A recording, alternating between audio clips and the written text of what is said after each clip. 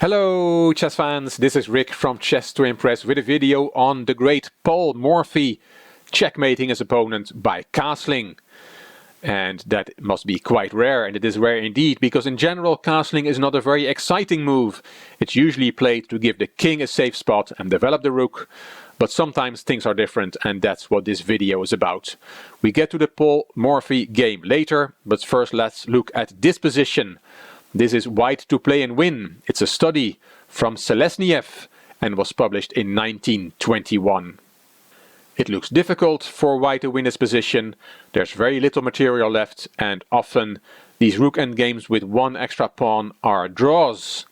And also the White king is cut off here. The Black rook does a good job in keeping the king away from the action, but still White can win here. The first move is d6 to d7, pushing the passed pawn. And now Black has to control that pawn with king c7 to make sure it doesn't promote. But here, very surprisingly, White promotes anyway. d8 queen check. And why is that a good move? You have to take, of course. King takes d8 and we only have two rooks left. Looks like a draw. No, it is not, because here White castles queenside. Very nice. It is check to the king, and at the same time the rook is attacked. So this wins the rook and the game for White. In studies and problems, castling is allowed unless you can prove that castling is no longer an option. If, for example, the king and rook have already moved. But in this case, let's go back to the start. We cannot prove that the White king or rook have moved, so after d7, king c7, and we have to be careful here. We have to promote first, because if we castle on the second move, that also looks very good, because we threaten to promote and we're attacking the rook, but then Black still has rook b8 controlling the promotion square, and this is a draw. So after king c7 we have to promote. King takes is the only move, and then with castling queenside we win the Black rook. Very nice. Selesnyev, 1921. I took the material for this video from the Dutch magazine Schaakbulletin, from an article by Tim Krabbe. We just saw that beautiful castling move which won a rook, and actually it occurred in a real game in the Belgian championships from 1934, where Otto Foyer was White and the great Alberic O'Kelly de Galway was Black.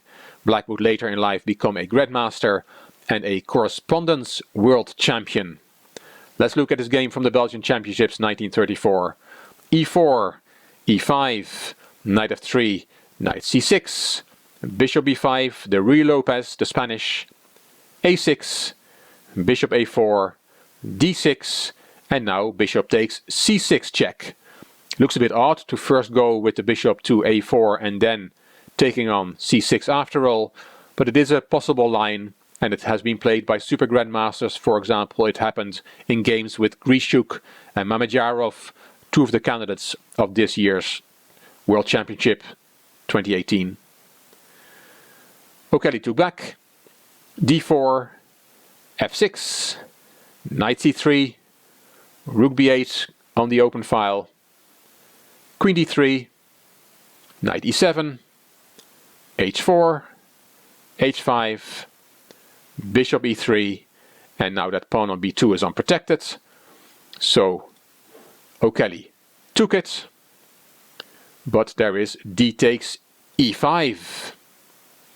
And if you take back with the f pawn, there is knight takes e5, and you cannot take back, and it's for the same reason as we see in the game. So let's look at the game. D takes e5. O'Kelly did not smell a rat. He just took back with the d pawn, but Foyer saw it. He took on d8, swapped the queens. You have to take back, and now the king is on d8, and we have this move that we just saw in that study from Selesnyev. Castling queenside.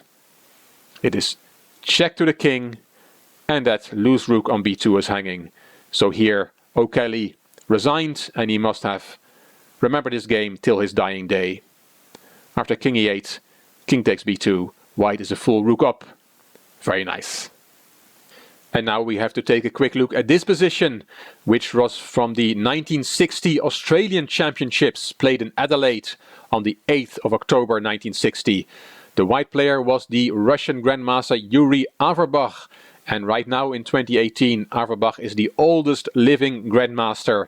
He's 96.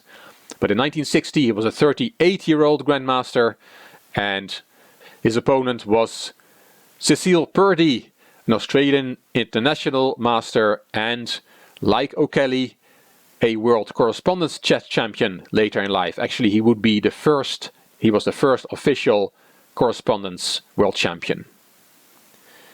In this position, Averbakh is white and Purdy is black. Purdy has just played bishop e6, attacking the pawn on c4. Averbakh protects it with knight d2, and here Purdy castled queenside, which made Averbakh get up, go to the arbiter and put in a protest because he thought this move was illegal, because the rook had crossed the b8 square, which is controlled by Averbach's rook. The arbiter had to explain to the Grandmaster that it was a legal move because it's only important that the king does not go over a square that is protected by the opponent. If the rook goes over it, that is fine. So, quite an embarrassing moment for Grandmaster Yuri Averbakh, and he's now 96, but I'm sure he still remembers this game. I promise you a game from Paul Morphy, so let's have a look at that one now. This is a very strange starting position. You might ask what happened to the rook on a1. Well, this was a game that Morphy played with rook odds. It was against an unknown player, so an amateur. It was played in 1858, and Morphy was so much stronger than his opponent that he gave rook odds at the start of the game. He opened e4, his opponent played e5, knight f3, knight c6, and bishop c4, knight f6, a normal opening even though there's a rook missing on a1, why not? Knight g5, d5, e takes d5, and knight takes d5. Not a good move, but of course black is a rook up, so it is playable here. Morphy needs to sacrifice more material. He took on f7 to lure the king into open space. King takes, queen f3 check, and king e6 to avoid losing the knight on d5. That knight is attacked twice and is now defended twice. Knight c3, attacking that knight a third time, and here knight ce7 is a good move for black, but that is a very passive move, and it's understandable that black did not want to play that one. He played knight d4, more active, hitting the white queen, but of course that means that the knight on d5 is now hanging. Morphy took it, king d6, queen f7, saving his queen, bishop e6, and Morphy took that. It was taken back, and now there is knight e4 check, king d5, and if Morphy wants, he has now a move repetition with knight c3 check, king d6, but of course Morphy is not going for that. After king d5 he played c4 check, king takes knight, queen takes knight. Black is still a rook up, but of course that king on e4 is in grave danger. King d3 is the only move here for black, but that's a very difficult move to find. In the game, Morphy's opponent played queen d4, and now there's a forced checkmate on the board, and Morphy found it. Queen g4 check, king d3 only move, queen e2 check, king c2 only move, and d3 check. The queen is now giving check to the king. King b1 is the move that prolongs the game somewhat. Of course the king is now attacking a2, trying to escape, but in the game Morphy's opponent took on c1, and the only checkmate move now is castling kingside. Checkmate. We saw a few positions where one of the players won material by castling, which is very rare, but even more rare is checkmating by castling, and it happened in this game from Paul Morphy. Hope you like it. I'll leave you with this position. This is very funny. This is checkmate in 2 moves. And it's mate in 2 if it's white to play, but it's also mate in 2 if it's black to play. Let's have a look. Well, if it's white to play, then it's very easy. In this position there's only one way to checkmate in 2 moves, and it is by castling, the theme of this video. Because whatever black does now, for example king d5, then rook d1 is checkmate. So what about if it's black to play? How can black checkmate the white king in 2 moves? Well, he does that by playing the rook from c6 to a6, with a threat of rook a1 checkmate. And now it's white to play. The theme of this video is castling, so what after castling? Well, indeed, then there is no checkmate. So it doesn't work. So we'll have to prove that checkmate is an illegal move. And how do we do that? Well, we should ask ourselves the question, what was white's last move? We know black's last move was rook a6, but what was white's last move before that? Well, it cannot have been a move with a pawn, because all these 3 pawns are still on their initial square, and white has no other pieces apart from his king and rook. So white's last move must have been a move with either the king or the rook. And that means that white has lost his castling rights. After moving a king or a rook, you are no longer allowed to castle, even if that piece goes back to its original square.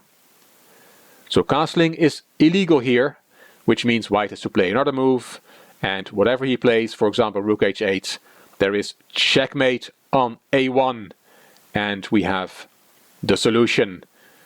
In the initial position, if it's white to play, he can checkmate on the second move, but if it's black to play, he can also checkmate on the second move. Quite funny. Hope you enjoyed this video. If you did, please give it a thumbs up, please subscribe to the Chess to Impress channel, and please leave a comment. You also may want to check out my Chess to Progress channel. The link is in the description box, and I have videos there on tactics, on endgames, on classics from the past and the present, and over 50 videos on viewers' games that were sent to me. In the next few videos on Chess to Impress, where I publish a video every Wednesday and Saturday, I will start the build-up to the Candidates Tournament, so please have a look out for those videos. This is Rick for Chess to Impress. Thank you for watching.